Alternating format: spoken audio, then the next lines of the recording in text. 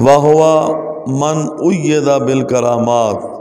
اللہ کا جو ولی ہوتا ہے کرامات کے ساتھ اللہ تعالیٰ اس کی مدد فرماتا ہے، تائید فرماتا ہے۔ جب لوگ منکر ہو جاتے ہیں، نہیں مانتے،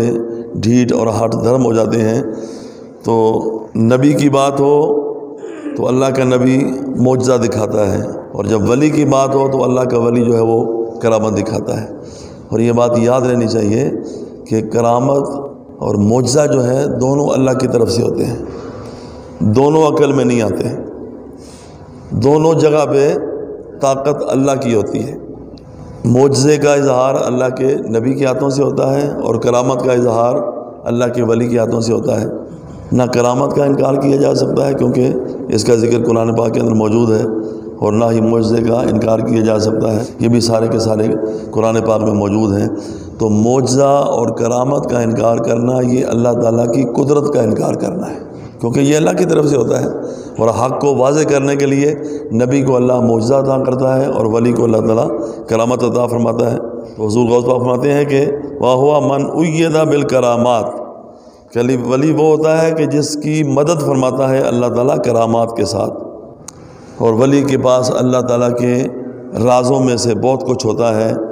اور اللہ اپنی ربوبیت کے راز اپنے ولی کو عطا فرماتا ہے، اور وہ ان رازوں کا افشاء وہاں کرتا ہے کہ جہاں اللہ تعالیٰ کی مرضی ہوتی ہے۔ اس کے بعد آپ نے ایک اور حدیث لکھی ہے، ان للہ تعالی عبادا ابدانہم فی الدنیا وقلوبہم تحت العرش، کہ کچھ اللہ کے بندے اسی زمین پر ایسے بھی ہوتے ہیں کہ جن کے جسم تو دنیا کے اندر ہوتے ہیں لیکن ان کے دل عرش معلیٰ کے نیچے ہوتے ہیں۔ اور آپ نے فرمایا فإن الأولیاء رضی اللہ تعالی عنہم مرسلون للخواص لا للعوام،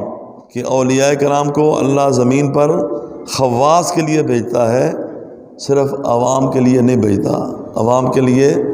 ان کے جو پیروکار ہوتے ہیں، ان کے جو فیض یافتہ ہوتے ہیں، جو ان کے ماننے والے ہوتے ہیں، عوام کا کام وہ کرتے رہتے ہیں، وہ خاص لوگوں کی تربیت کرتے ہیں اور ان کو فیضان عطا کرتے ہیں۔ ایسا کیوں ہے کہ ولی صرف خواص کے لیے ہوتا ہے؟ تاکہ فرق ہو جائے نبی اور ولی کے اندر، کیونکہ جو نبی ہوتے ہیں وہ خاص و عام سب کے لیے ہوتے ہیں، اور جو اولیاء اللہ ہوتے ہیں وہ صرف خواص کے لیے ہوتے ہیں۔ نبی مستقل بنفس ہی ہوتا ہے، وہ اپنے اللہ سے فیض دیتا ہے اور اللہ کی مخلوق کو تقسیم کرتا ہے، اور جو اللہ کا ولی ہوتا ہے وہ نبی سے فیض لیتا ہے اور نبی کی امت کے اندر وہ